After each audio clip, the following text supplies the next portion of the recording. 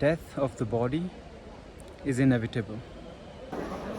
No matter who you are, where you were born, what you do, how important you are, or how not so important you are, this body that you are using to walk, to experience, to go through what you go through in this life is going to disintegrate.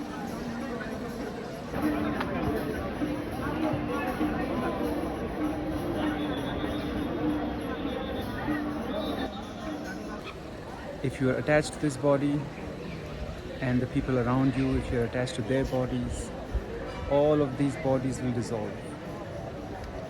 The speaking and listening from these instruments will not be happening anymore.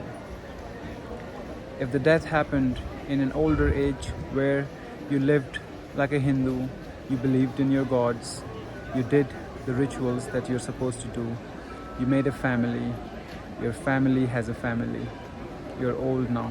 Maybe you're 60, maybe you're 80, it doesn't matter.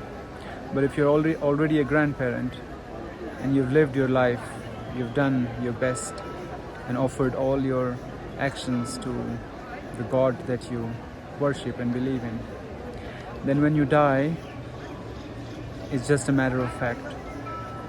People are even congratulating each other when they find out that someone who died was really old. Then they say, oh, then she was lucky or he was lucky. It's enchanting, calming, soothing. There are people whose bodies are burning and their family members are sitting in the background under the shade, and they are sitting with so much gravity and so much sincerity. And many of them are old themselves, and I only imagine what they're thinking and what is happening in their mind. And one thing I can assure you is that they're not worried about it. They are waiting for their turn as a matter of fact. They're waiting for their turn. They're like, yeah, I'm gonna be there. Perhaps there are a few who are looking forward to it, not in a morbid manner. I feel like I look forward to my death, but that makes me feel more alive as long as I am alive in this body. So I don't know if you can understand this paradox. Ready for death, excited for death, ready for life, excited for life. Because there isn't really a difference. People are chanting and singing bhajan, which is devotional songs.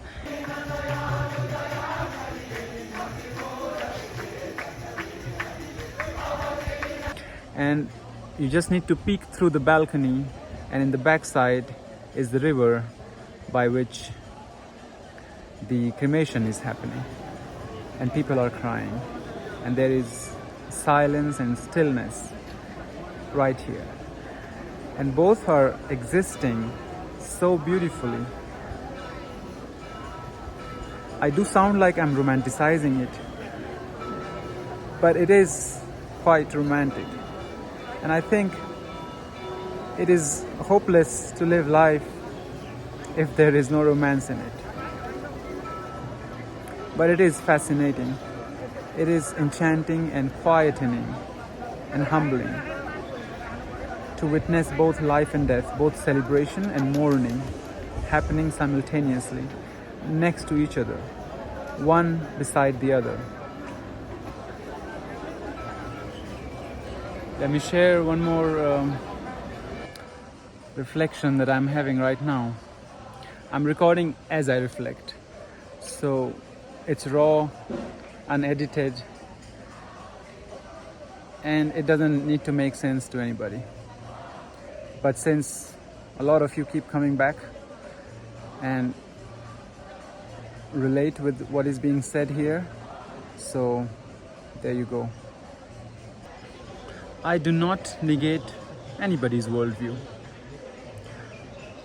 I don't mind how you look at life, what you believe in, how you make sense out of this life, which religion you follow, which teacher you follow, which books you read, how you make sense of life. I don't believe in models. I don't know if my way of living, if everybody begins to live like that, will create better societies, better cultures, better communities.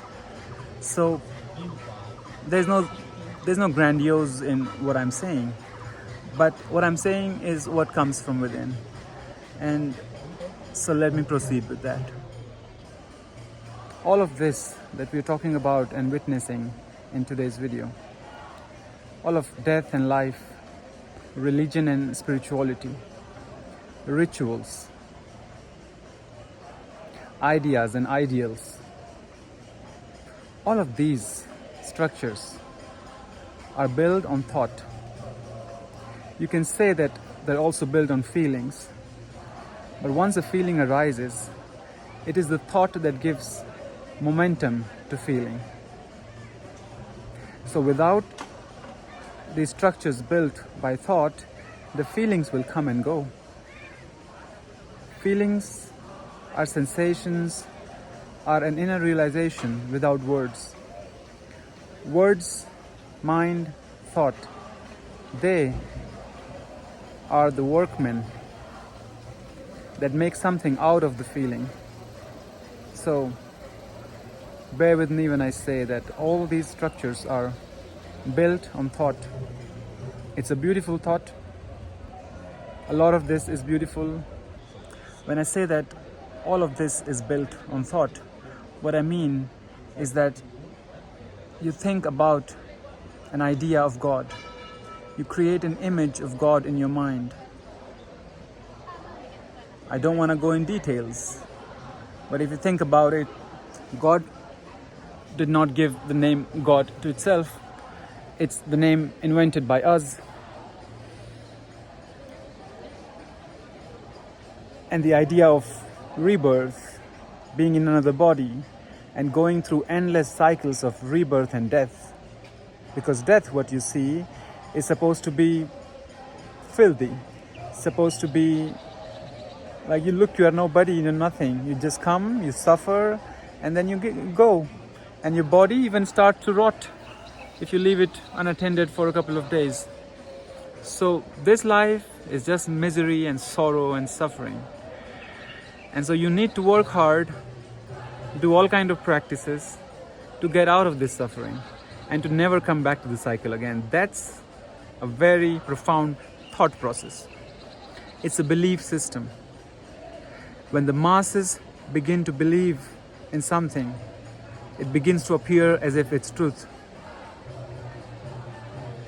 But if you really think about it, you realize that this is also just a thought structure.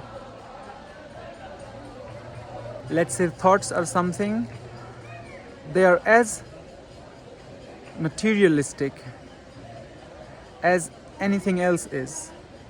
Thoughts, they're just material, matter. Although subtle, you cannot touch it or see it, but thought is creating all these structures, all these rituals, all these systems. So it is eventually thought. Now, if you have two ways to look at it. If you either live in a thoughtless state, where you have profound moments of an ordinary thoughtlessness. It doesn't feel profound in the sense of profound. It feels very simple and ordinary, the most ordinary thing, to just be and not have any thoughts. In that state of calmness, silence, all the belief systems, they begin to dissolve as well. All the structures, they break, they fall down.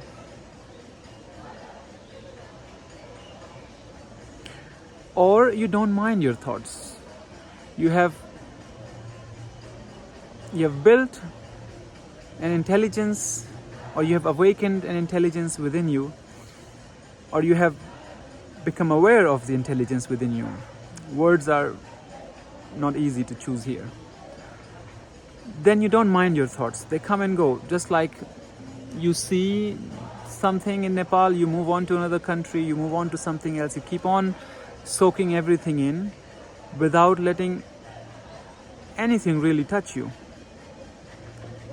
Yet to be touched by it completely. How do I balance this paradox now? The point is simple. The one who lives in the present moment, the one who sees that present is only what there is, and that the one lives in complete fearlessness, because the fears are also a structure of thought. You're not really worried about anything. Why would you want anything? Why would you make any of your desires so desirable? Look, you have so many desires in your life, and then some of them are really intense and you can't help but follow them. And that's what it is. Let it be as it is. Why to put so much importance to something, make it valuable, make it... All of this is just unnecessary. For the one who's seeing things clearly, the one who simply is, that one is not concerned about how things should be.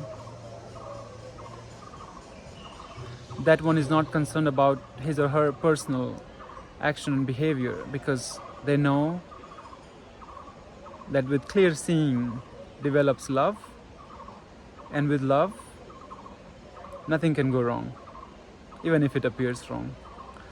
It reminds me of a phrase from a Christian saint. What's his name? He said, love and do whatever you want. So that's what it is.